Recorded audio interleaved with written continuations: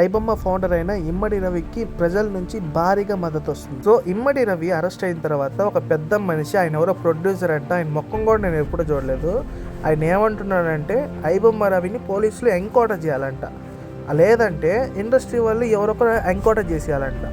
ఆయన్ని చూస్తుంటే ఫస్ట్ ఆయన్ని ఎంక్వైరీ చేయాలనిపిస్తుంది నాకైతే. సినిమా ఇండస్ట్రీ మొత్తం చాలా హ్యాపీగా మునిగిపోతున్నారు అట్లే ఐబొమ్మ రవి అరెస్ట్ అయినందుకు. అసలు మీరు తీసేవి సగానికి సగం రొట్ట సినిమాలు, సోది సినిమాలు. ఆ రొట్ట సినిమాలను కూడా మనం థియేటర్కి వెళ్ళి చూడాలంటే దానికి ఒక డబ్బులు బొక్క. సరే, ఇవన్నీ కూడా పక్కన పెడతాం. ఇమ్మడి రవి సినిమా రిలీజ్ అయిన వెంటనే ఏమన్నా అప్లోడ్ చేస్తున్నాడా? అది లేదు. అతను ఎప్పుడో ఓటీటీలోకి వచ్చాక అప్లోడ్ చేస్తున్నారు. ఆ ఓటీటీ ప్లాట్ఫామ్స్ నుంచి మీరు ఎక్కువ డబ్బులు తీసుకోలేకపోతున్నారు కాబట్టి మీరు నష్టపోతున్నారు. దీనికి సొల్యూషన్ ఒకటే, మీరు టికెట్ల రేట్లు తగ్గించండి. థియేటర్ లోపల పాప్కార్న్ రేట్లు ఇవన్నీ కూడా తగ్గిస్తే సినిమాలకి అందరూ వచ్చి చూస్తూ ఉంటారు. లేదు హీరోకి 100 కోట్లు ఇవ్వాలి, 200 కోట్లు ఇవ్వాలంటే ఇంక ఇలాగే ఉంటుంది కథ. నా సపోర్ట్ అయితే ఐబొమ్మకి. మీ సపోర్ట్ ఎవరికో కామెంట్లో చెప్పండి.